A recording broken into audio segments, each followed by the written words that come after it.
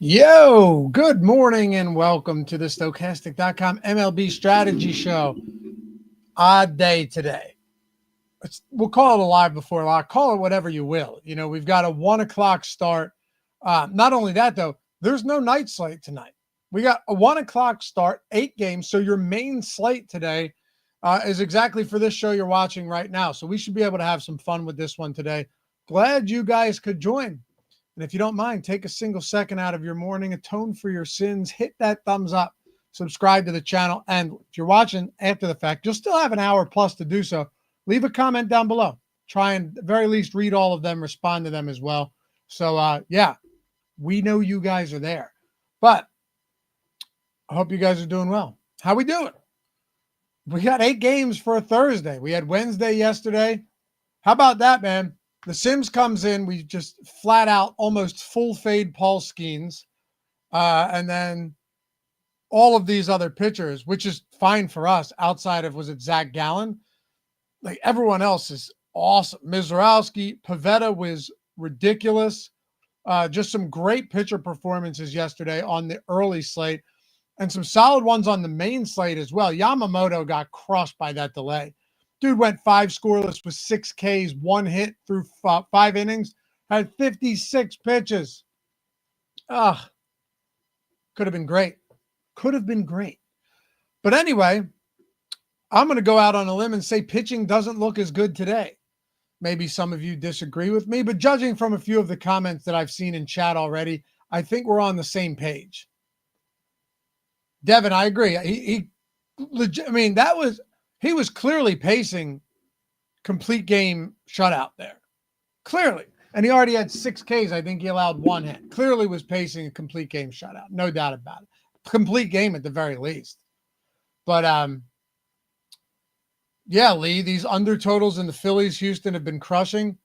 What do we have? 3 total runs in the series? 1-0 Houston in game 1, 2-0 Houston in game 2. Just some phenomenal pitching performances from Gordon, from Framber Valdez, from Wheeler.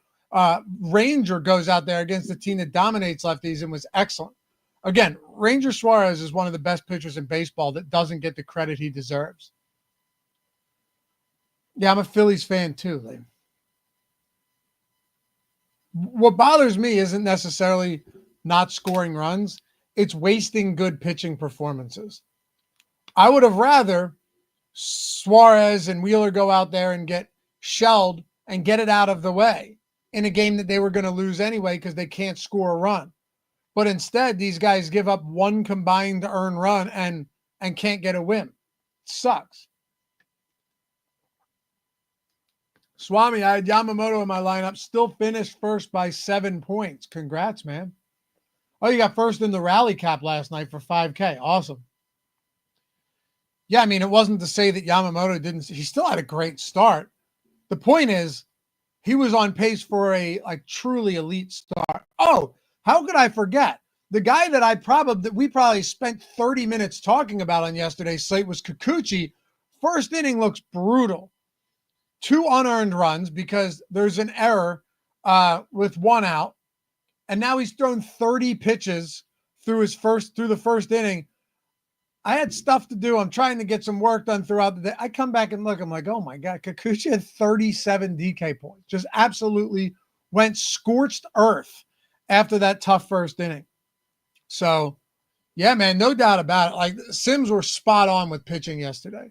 Spot on. Let's hope we can do it again today. Like I said, these early slates have been good to us. You're always going to find spots for leverage. I just don't know how much of that it's going to be today. Because yesterday, every slate's different, right? There's, unique elements to everything. And without the context, it doesn't really matter. Yesterday, you went into this 4-game slate and you're like, man, got Pivetta against Washington, Kikuchi against Boston at 7K, just inexplicably priced. You have Mizrowski in a great matchup against Pittsburgh. And then you had Skeens that was pulling all of that ownership. All of these good pitchers. Whereas today, I don't really think you can say that. Like, let me sort by salary in the top pitchers tool for a second to give you guys an idea of what I'm talking about. Shota Imanaga is returning. Even if you wanted to roster him, I think at 9K in this spot, he's too expensive. 97 degrees, winds blowing out. at Busch Stadium. I don't know about you, but I'll pass. I don't love that spot. This guy isn't some like 30% strikeout pitcher that's going to come in and, neutralize giving up a few runs by grabbing a ton of strikeouts. I don't love this spot.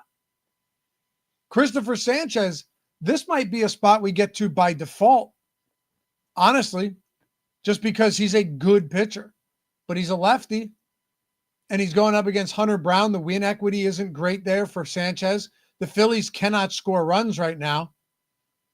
How do we look at anyone and how do we look at all of these pitchers and not just say that Hunter Brown is far and away the best option? Does that mean every lineup has to have Hunter Brown? No, obviously not. But, Hunter Brown's a guy for a while now that's just been one of the best pitchers in the league. He's fantastic. And look, does that mean that Philly's never going to score a run again? Obviously not. It's the same thing we were talking about with the Mets the other day. Eventually, they'll figure things out. It's a long-ass season. But good luck figuring it out against Hunter Brown. 32% K rate on the season. He's dominant. 2.8 xFIP on the year.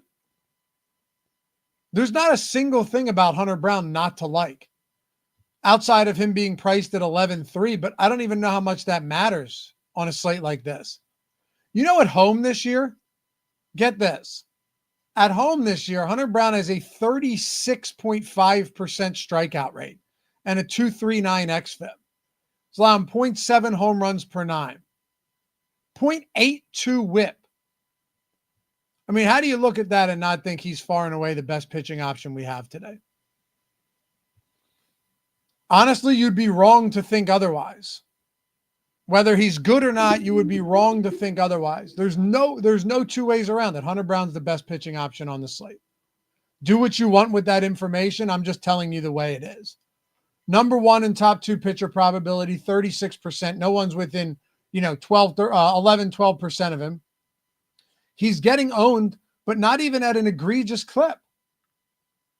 33%. Technically, we haven't positively leveraged in the tools. And Philly, despite being first place in the NL East, good overall team, lowest implied total on the slate. How about that? Lowest implied total on the slate is the Philadelphia Phillies. I mean, that's pretty nuts. And you've got Bryce Harper, who is still on the IL. And he's not expected to be activated until after this series. Guy hadn't been playing all that great anyway, so I'm not sure how much it would have mattered. But you get where I'm going with this, right? The question now becomes when we look at ownership. Ready? Check this out. When we look at ownership in the top pitchers tool, you have Brown, Sanchez, who I think, again, by default, we might just get to a decent amount of him. Hayden Birdsong, the Sims and the tools have liked him recently, and rightfully so. He pitches at one of the most pitcher-friendly parks in the league. He's had some pretty favorable matchups of late. I know the one matchup was at Coors Field, and he got off to a fantastic start and then kind of crumbled later on in that game in like the sixth inning. But at home, you would expect him to just go out there and be great. The Marlins coming off a game where they posted 8 runs. Logan Webb certainly could have been better. Not that he gave up all 8. I think he only gave up 2, but he wasn't great. He allowed a lot of base runners and couldn't work nearly as deep into that game as you would have typically expected. But yeah, Birdsong at 8K. Again, another what I think is a necessity. You don't have to love him, but you have to appreciate the fact that he's got a good matchup in a good park and they have a 3.8 total. He's got the fourth highest top two pitcher probability. So now let's talk about the elephant in the room here. The guy tied for the third most ownership on the slate is Jeffrey Springs going up against the Detroit Tigers. What do we do with Jeffrey Springs? He's $6,300. Now, if you were to look at the other cheap options on this slate, you're not going Austin Gomber at 45. That's amazing, that price point for a starting pitcher against the Dodgers at Coors Field. Not insane weather at Coors, but it doesn't matter. It's still 85 degrees there. And the Dodgers still have an implied total. They have a team total that is almost at 8 today.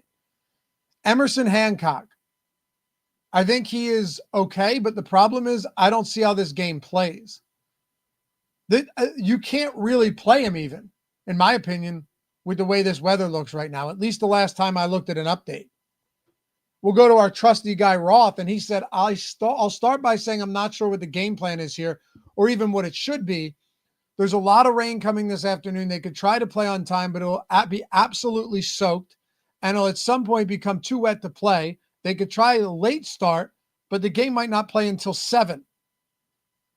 So what are we doing there? It's not like Emerson Hancock is Chris Sale, and you're like, but God, I just got to play him. You know, it's Emerson Hancock. He's had a couple decent starts this year, but there's nothing really encouraging about that, particularly the weather. That's a problem. And it's going to funnel us into, I think it's going to funnel us into some Jeffrey Springs against Detroit. They have a 4.9 total, first of all. That doesn't feel good. But if you're looking for cheap options on a day where there are some really high implied totals, yeah, that might be the answer. Look, Dietrich Enns is literally getting double-digit ownership today. Double-digit ownership. This guy last pitched at the major league level, I think 2021. I think that's the last time. He's in AAA. I think he was in like Japan before that. And we're talking, double-digit ownership on an 8-game slate. It's crazy. He was striking a lot of guys out at AAA. He's been good this year. So, 27% K rate. Decent enough matchup against the Athletics, although you'd prefer him to be right-handed and not a lefty. There's a 34-year-old southpaw who hasn't pitched at the major league level since 2021. So do with that as you please. Lorenzen, I'll give you another example of a game where maybe you could have targeted some pitchers, but I'm not. And I'll tell you why. This Kauffman Stadium can suppress home runs. It can actually be a pretty pitcher-friendly park at times, especially when the weather doesn't, when you're not getting into these warm weather games. It is going to be scorching hot here. And we've seen how this weather plays when it comes to these type of spots. 90-degree temperatures, winds blowing out to left center at 11 miles per hour. So sunny 90 degrees, winds blowing out at 11 miles per hour. The hell are we doing with that? Larry, do you negative boost that game to kind of avoid it? I'll tell you what I would do, honestly, Larry. This may be one of those rare circumstances where I just remove the game. It's entirely possible that this is one of those spots where I remove the game. Like, let me just pull it up real quick. Because it looks, last I looked, it looked terrible. And look, I'm no Roth, I'm no meteorologist, but, I know that green stuff that looks dark on a radar and is coming over the location where a game will be played typically is foreboding. So let's see. Yeah, dude, pull up a radar of this.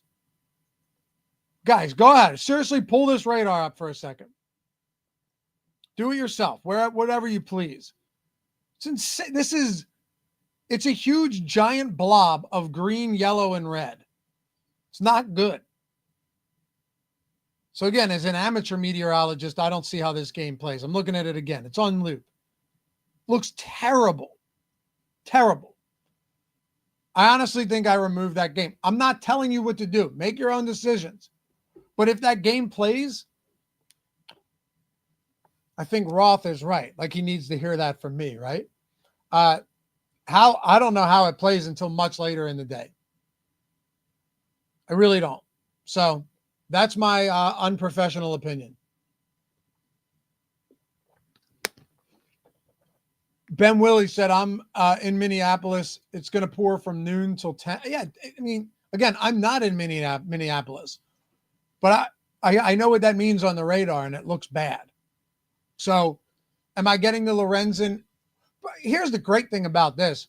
Who really gives a shit, right? Like, you're not getting the Lorenzen really much anyway. It's not like you're having to fade the two best pitchers, or the great part about this is, or the two best hitting matchups either.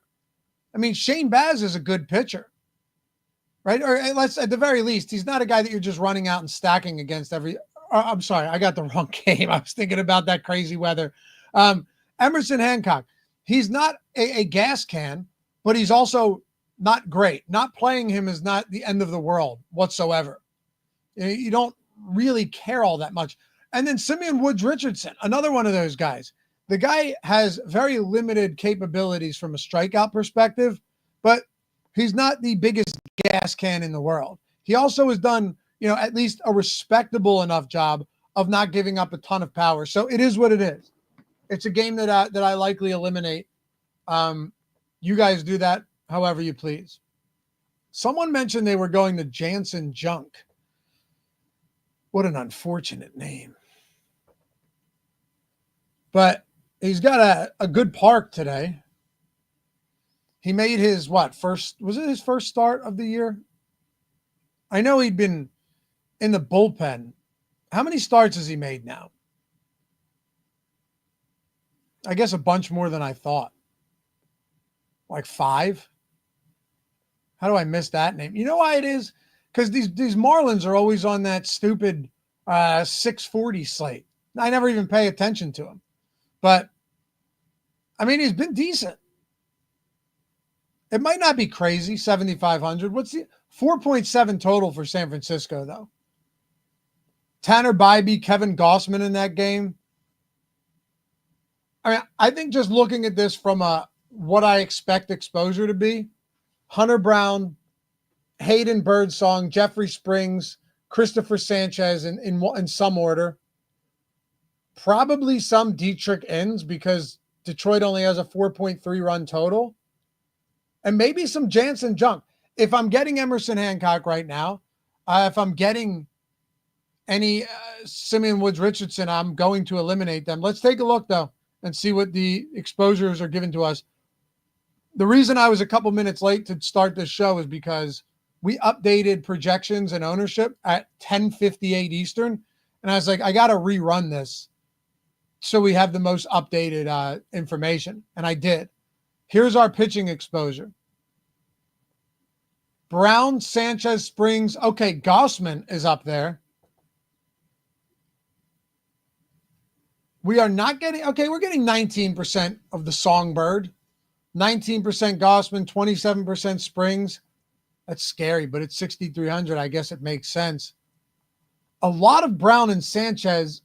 I can't imagine we're pairing them, right? Let's take a look at some of our lineups. Brown and Springs, Hunter Brown, Bybee, Sanchez, Springs, Brown, Gossman, Sanchez, Simeon Woods, Richardson. Again, some of those we're going to have to revamp.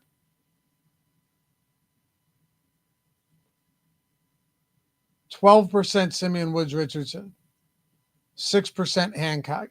I could go in right now, honestly, into lineups, set exposure caps to 0 on these guys, but I can guarantee you it's not going to move anything around significantly enough for us, at least in pitcher exposures.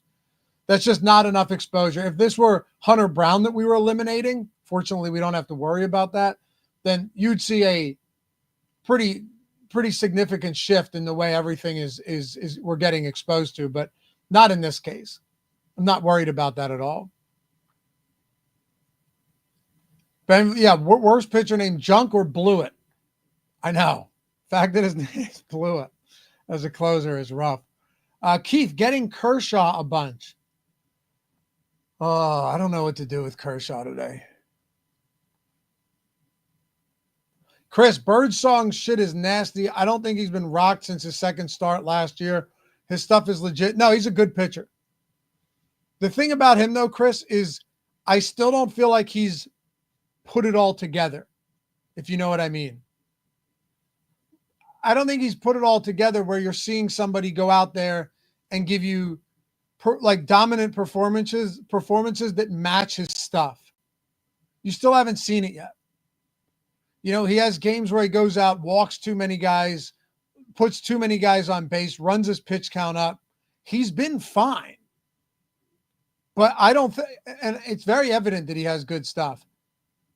The results haven't matched that stuff quite yet. Maybe they will today in a good matchup against Miami. You don't have to worry about weather at Oracle Park. 62 degrees there. 11-mile-per-hour winds blowing out, but it mitigates the effect of wind.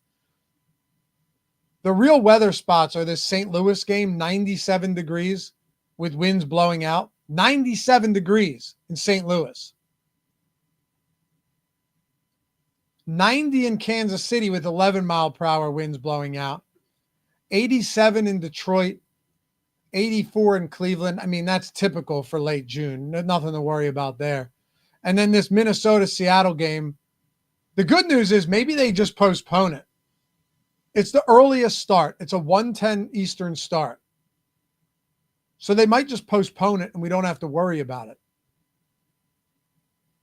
There are some weather concerns too in this Athletics and Detroit game, but it doesn't look nearly as dire as this other one. So we'll see. But yeah, Jeffrey Springs is just one of these guys that I think price point and overall lack of pitching options is going to play a big role. You're never going to look at him and be like, dude, this guy should be 9K. Obviously not. He's got a 19.5% strikeout rate this year. 19.5% strikeout rate. As a matter of fact, you'd be hard-pressed to find anything you actually love about him. You know, Detroit's got a 129 WRC plus on their active roster against left-handed pitchers. That is tied with the Yankees for number 1 in the league. 203 ISO. Only 4 or 5 other teams have a higher ISO. I'm sorry, 205, third highest ISO in the league. And a 352 weighted on base average. That leads the league. They've dominated lefties. The silver lining is they strike out at almost 24%. But it's a brutal matchup. And he's still getting ownership at 22%. I think ultimately the reason we're getting some is the fact that Detroit doesn't have that high of a total, but still 4.9 is up there. Like, look at the top stack tool. Bouncing around from the top pitchers, top stacks, and the sims for you guys. Let me make sure this is updated. Because I updated the sims. I don't remember if I updated these. So top stack, obviously Dodgers against Austin Gomber is going to have a monster top stack probability. I mean, that's just nuts that a third of the time they're going to be the top overall stack on a slate with 16 teams. Let that sink in. And these top stack tools are, you know, they're simulation tools in and of themselves. So you're saying that a third of the time the Dodgers are the top scoring stack among a slate of 16 teams? Tampa against Lorenzen at 5.7 run total. By the way, the Dodgers implied total is up to 8 now. Crazy.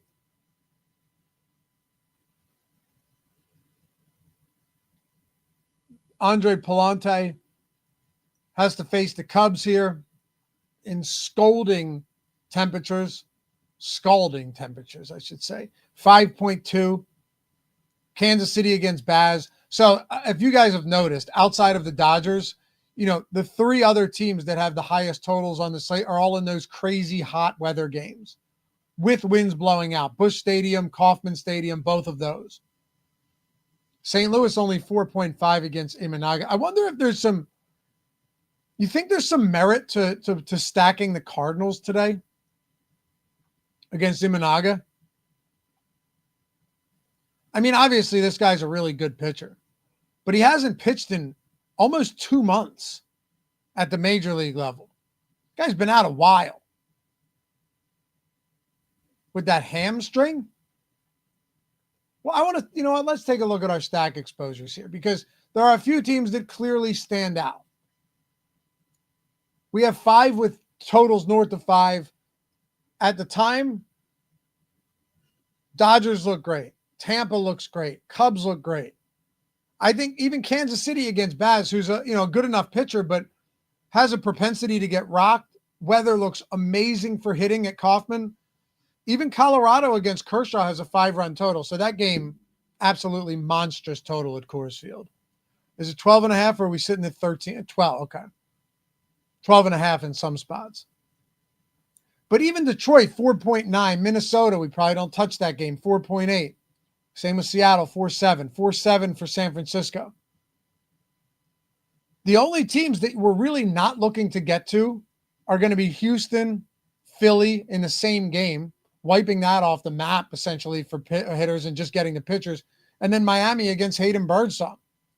Maybe Toronto against Bybee. Maybe the Athletics against Dietrich Inns. But still, not a lot of spots that are just off limits. Take a look at stack exposures here and see what we get. And by the way, you guys ever want to check these tools out for yourself? Highly recommend you do so because you can do it essentially free. All you got to do, right? You see the tools every single day. You're like, I'd like to try that. You see the Stokastic avatars atop the leaderboard and you say, you know what? If you can't beat them, join them. Well, here's the simplest way to do it. Why don't you take a look at this? There's a link in the description if you expand it, right? Super easy to do. It says sign up with any of our sportsbook partners. Get the Sims for free for a month. You'll land on this page. You click claim offer on any of these sportsbooks or pick'em sites if you're in non-legal sports betting states. After you do that, right, you got to click that or we can't track it. Sign up, deposit, and place a bet or set a lineup. And when I say deposit, minimum deposit is $5 or $10 on essentially all of these, right? So if you're talking about a month of the Sims, it's $120. You're spending $5 to get that, $10 on a deposit.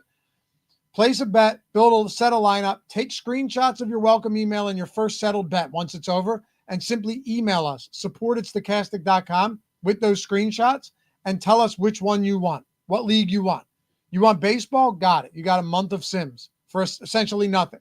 Not to mention, your bet may win, and you're going to get bonus bets or match deposits. So I wouldn't say it's for almost nothing. You're actually, in essence, getting paid to do this and get the Sims. If you signed up on 4 of these books or 4 of these pick'em sites, that's 4 different Sims packages. You could get 4 months of MLB. You could go MLB, PGA, MMA, and NASCAR. Mix and match however you want. But I mean, anyone who ever says, man, those tools are too expensive. Nah, there's no other site out there that has tools as good as this that actually give you an ability to access them easily. Anyone can access these if you've got $5, $10 laying around the house. And if you're playing DFS and you don't have $5 or $10 laying around, it's probably time to rethink your priorities. But I'm not judging you. I'm just making an observation. Anyway, links down there. Or as always, shoot me a DM at Loughy_D, LOUGHY_D on Twitter. Find me on Instagram at the same thing. Say, yo, Dave, I watched the show. Good show. And I'll say, hey, thanks. Can I get that code to get the big discount off a week or a month of Sims? And I'll say, absolutely, you can. And I'll shoot it straight over to you the moment I see it. So a lot of different ways to make it work. Join the Discord when you do. And we'd love to see you guys over there really utilizing these tools. And make sure you're rocking the Stokastic avatar because then you can just get tools for free in another way. Unlimited. Anyway, Tampa Bay against Lorenzen, we're getting a ton of. In my experience, when we've stacked Tampa this year, it has gone really well for us. They are our highest owned stack in 3, 4, and 5-man exposures. Wow. Kansas City as well. So clearly the Sims love this game. It has a 10-run total. I love this game as well. I really do. Kaufman can sneakily play as a very hitter-friendly park. And I know if you were to look on StatCast and look at like park factors here for Kaufman, let me update this. For the rolling 3-year, both sides, this plays different for handedness, so I'm not going to ignore that. But like, where's Kaufman? It's already, look, park factor 101, tied 6th. It's pretty crazy. The difference is that it's down toward, it's in the basement for home runs. If I recall correctly, it's a massive triples park. Yeah, look, 3rd in triples, 4th in doubles. It's even top 6 in runs. Has suppressed strikeouts as well. But on a day like today, you could see more home runs on top of that. So this is like sneakily a much better park than people give it credit for. And I don't want to ignore that at all. So I like that we're getting to these guys. I like that we're getting to these types of stacks. For sure. Dirty. Jansen, Junk season. I think Junk's fine. I don't think we're getting to a lot of them. Are we? It's probably because no, we're not. We're really not. You know what probably happens if we remove Woods, Richardson, and Hancock and just get that game out of here? We probably start seeing more, maybe like a little bit of Jansen junk. See those guys trickle in, but I don't think it'll be a lot. Detroit against Springs. See, we get this a lot too, where we'll get to some Springs, but we also have around 15% Detroit stacks. Perfectly fine with that. Steve says, I know Kansas City were great at home versus lefties for the last 3 years before this year. Yeah. Look, I mean, really all that matters is that it's a 10-run total at Kauffman Stadium. That's monstrous. It's a really big total. Cleveland against Gossman we're getting a little bit of. But to me, it seems pretty spread out. Let me go in the lineups. Here's a little way you can see your exposure across all of your stack types, 3, 4, and 5. You go to stack exposure. Yeah, I mean, Tampa, Kansas City's making up 66% of our stacks. 15% Detroit, 15% Dodgers. I'm okay with that, obviously. 7% Cleveland, 6% Seattle. We'll get rid of that. Cubs, and if you're joining late and just popping in, welcome. Also, pay attention to weather. That game might get postponed before this show's even done, meaning in the next 10 minutes. And then really just trace amounts of all of these other stacks. No Philly, essentially no Houston. Very little Athletics is interesting. Hardly any Minnesota, so we won't have to worry much about that. Not a lot of St. Louis against Shota Imanaga. That's fine. I get it. How much Cubs? 5? Really? I mean, I know that game only has a 9-run total. I say only because the weather there is nuts. But I would have thought we'd be getting more of the Cubs at 5.2. But I guess the problem with them is just that they're not cost-effective stack. 1.7% top value score in the top stacks tool is the lowest on the entire slate. You know, worse value than Philly, worse value than Houston, way worse value than even the Dodgers. That's a little tough. Larry, damn, I'm getting a ton of bird song. Come correct, Larry. It's the songbird. Yeah, you shouldn't be upset about that. You shouldn't be, even if birdsong goes out and isn't great, you know, that's still a good spot at 8K on a day like today where pitching really leaves a lot to be desired. Ryan, can you boost a team stack or just individuals? Absolutely, man. Look, go into ROI boosts, right? If you go in the ROI boost, you have your player boost, your individual player boost here. If you go into stack boosts, boom. So, like, let's say we wanted to negatively boost the Tampa Bay by 10%, and we want to boost Chicago by 10%. Sometimes you need to boost them more to make a difference. But when that happens, this is my personal philosophy on this.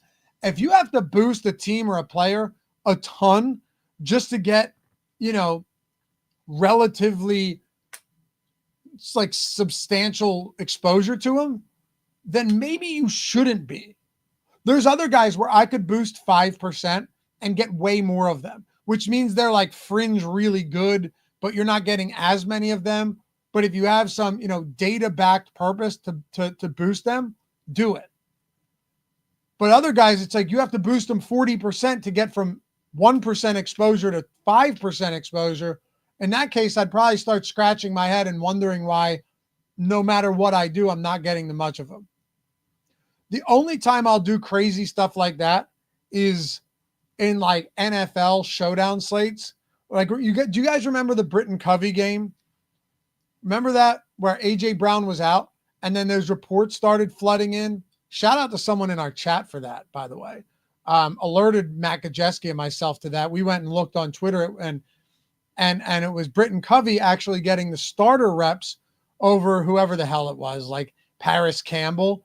And he ended up not having a lot of yards, but he was like $200 and had 8 receptions in that game, and it allowed you to get to everything. In a situation like that, I arbitrarily boosted his projection, boosted everything, because that to me is actually an edge, right? And there's going to be times where I'm wrong on things like that as well, but where I where I think there's a legitimate edge there. I'm not just going to boost, Clayton Kershaw because I think he could be good today. That's where people get themselves into problems. It's like, why are you even using tools if you're basically just using the same thing that's gotten us into trouble in the first place to contradict the tools and go against them? But yeah, Jake, you're right. How could we forget that game? It was the best. Yeah, Big Kev, that was the worst day for me DFS wise because I was winning 40 grand and in the showdown. And if you remember, I know I've told you guys who watch NFL before because it tilted the hell out of me. Losing that is whatever because it's never yours to begin with. But the game is over if Saquon Barkley makes a routine catch on the sideline. He dropped it. Kirk Cousins drives them down the field on like 5 big plays and they score. That was a worse beat I've had in many years. But yeah, I remember that game vividly. But yeah, you don't want to go crazy with that stuff. You can boost them, and let's see what our stack exposure looks like. Nate, we don't talk about the Saquon game. The only silver lining, and I'm going to say this, I'm going to bite my tongue. The only silver lining was we had a lot of Stokastic subs who actually ended up finishing in first. I just wish it was me.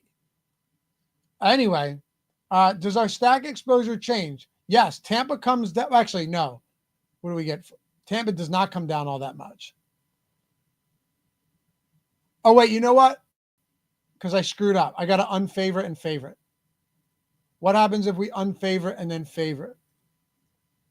Go to exposures, stack exposure. Does it change? Yes.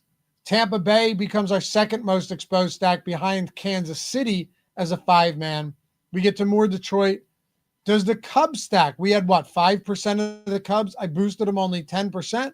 I negatively boosted Tampa Bay by 10%. Let's see what happens here. We'll look at our stack exposures. Tampa's at 26 now. Kansas City's at 23. The Cubs come up to 12. So, that to me, that's a modest enough change where I'd be okay with it. But I don't want to reset everything at all. That would be a problem. Anyway, let's take a look at our individual exposures for this slate and see if we can find some home run props. Outfield. Jahmai Jones, 41% for Detroit, $2,500. Is this guy batting towards the top of the lineup again? Where's he hitting? I know he's been hitting second at times. If that's the case at $2,500, he is. Jones is batting second against the lefty. Obviously pinch hit risk there, but $2,500, 4.9 total. It just, I would argue that's a mispricing. If you knew that he was starting and batting second, which you probably should have, but on a day game, right? That makes a lot of sense. Josh Lowe, 25%. Chandler Simpson, 20. Lane Thomas, 17. Shortstop, Bobby Witt, 32%. No surprise there. 19% Mookie Betts as well. You know what I did want to see? How much Ohtani? 11%. He's $7,500.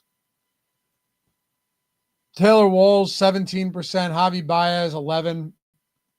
Jose Ramirez, 17%. Michael Garcia, 16%. Miguel Rojas, 15%.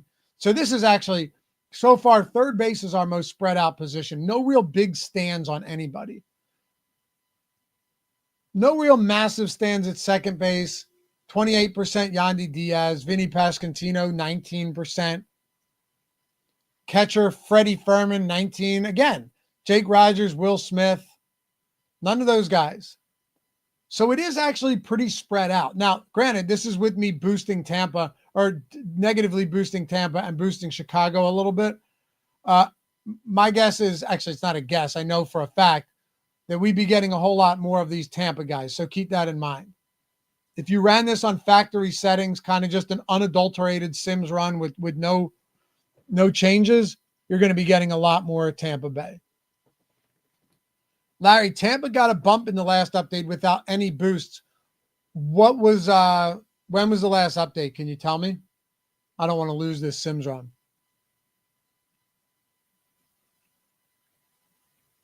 Be nice to know.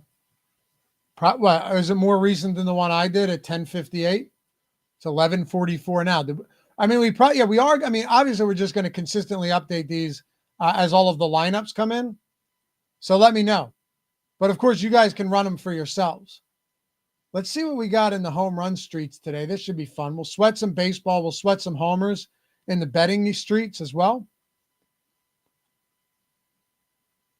But yeah, I mean, yeah, Chris, I don't disagree with you or Nicholas talking about some athletics. We're just not getting to a lot of them right now. I wonder how much of that has to do with, value's pretty fine. Are they negatively leveraged? Not really. The most negatively leveraged team is Kansas City, but that doesn't seem to matter. And the highest stack score, Dodgers, Tampa, Kansas City. So that's what we've got working for us. Take a look at some home run props here. See if we can get some dingers today on Thursday afternoon. Guys, we have no night slate. There's one game. What is it? Mets, Braves? Is that a 4-game series? Feels like that series has been going on a while.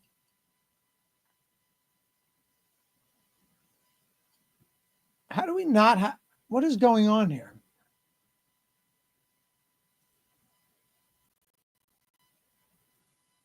There's no way we have no positive edge home run bets right now. I must have messed up the settings somewhere when I was doing a show the other day. Anyway, go into the top bets tool on Portfolio EV. See if we have anything before you guys hit the road. One thing really cool I figured out for those of you guys who are Portfolio EV users, or would like to check it out. Your first week is always free, by the way. Top-down betting, exploiting discrepancies in the market, and hammering them the moment we get the chance. One very cool thing about this is if you go into the Portfolio Lab, you can actually find, you can create hacks. I like to call them hacks, where you have portfolio hacks. So yesterday I was looking at this. I tweeted this as a matter of fact.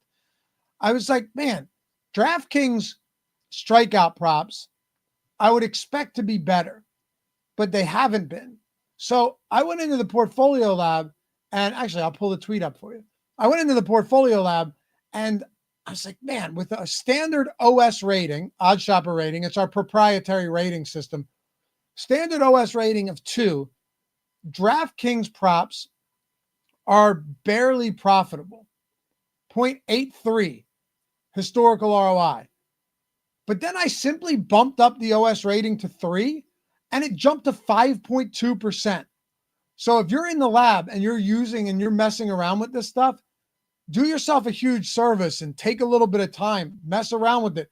Because when you find these bets and reset your portfolios and make those adjustments, then you're only going to get bets that are fed to you with, say, a 3 OS rating for strikeouts on DraftKings, and you're eliminating all the negative ROI stuff.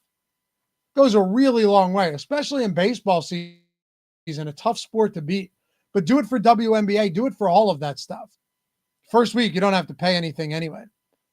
Anyway, appreciate you guys hanging out as always. Like I said, 2 things before you go. 1, you want the Sims for free. Use that link in the description. Follow these 4 simple steps when you sign up with any of our sportsbook partners, or just DM me and I'll get you a great promo code. Also, Stokastic.com/HOF, baby. If you're not rocking that avatar, listen, you benefit nothing from the avatar of your goldfish. If you have this avatar, wherever it is you play, you finish top 3 in a field of 5,000 or more, even if it's the quarter arcade, you have a free month of Sims Max. Sims Max of any sport. If you finish, you do it again twice in a calendar year. Now, guess what? That's another free month and a free week of any sports you want. Sims Max. 3rd time in a calendar year. That's right. You have 365 days to achieve this. Any contest, as long as it's a field of 5,000 or more, all access Sims for the entirety of the month. That's every single tool for every sport. This full suite of tools across our entire site. And then the Ring of Honor, any 20K plus win, field size doesn't matter. 20K plus win, the beautiful custom ring with your name, Stokastic Hall of Fame, and then engraved display case showing, your tournament win, the amount you won, what day you won it on, what tournament it was in. Really cool stuff. I think you'll like it. And then, of course, Platinum's a milli win, but we'll cross that bridge when we get there. Maybe we'll do some special prizes for anybody rocking it. Actually, we will. Got a little surprise there for you. Anyway, thanks, guys. Have a great rest of the day. Enjoy this main slate, and I'll see you back here tomorrow to close out the work week on the MLB Strategy Show. Slow day today, so let's make it happen. Yes, Red Skittles has the ring as his avatar, which is awesome. He took, I think, 4th in the NFL milli earlier last season. We'll see you guys soon. Have a great day. Hey, appreciate the support. Thanks for hanging out, and we'll see you back here tomorrow. Bye-bye.